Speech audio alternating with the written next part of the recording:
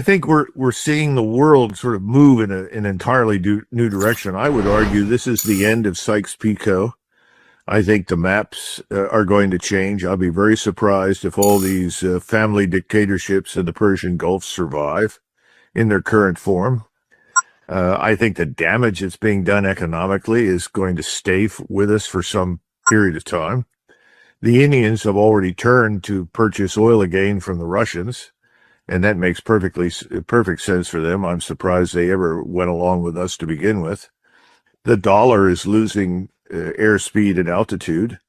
I mean, economically, this is a catastrophe.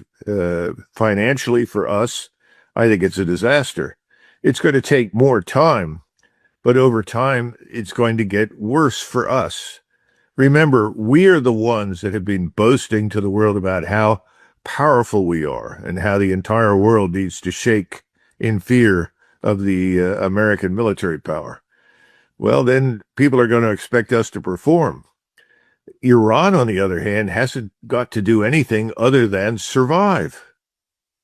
As long as Iran survives and the longer the war lasts, the weaker we look, the weaker Israel looks, and the stronger Iran looks.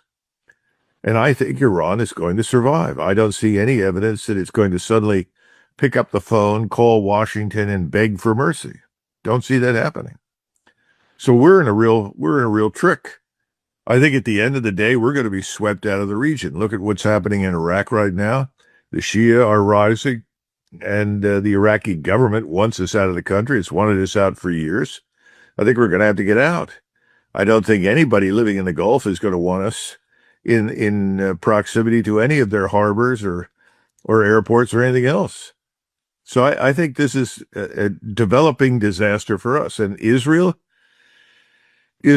Iron Dome isn't working very well. And although we are definitely trying to fire missiles in support of Israel at air and missile defense, the Iranians seem to have moved technologically much further than we anticipated. They are now able to deliver missiles that have decoys that, produce multiple warheads, and then the real dangerous missile that you're trying to penetrate with flies through while we are preoccupied with decoys.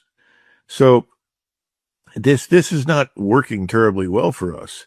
But the interesting part is, in the West, the media, as always, is showing us a wonderful picture of American and Israeli military success.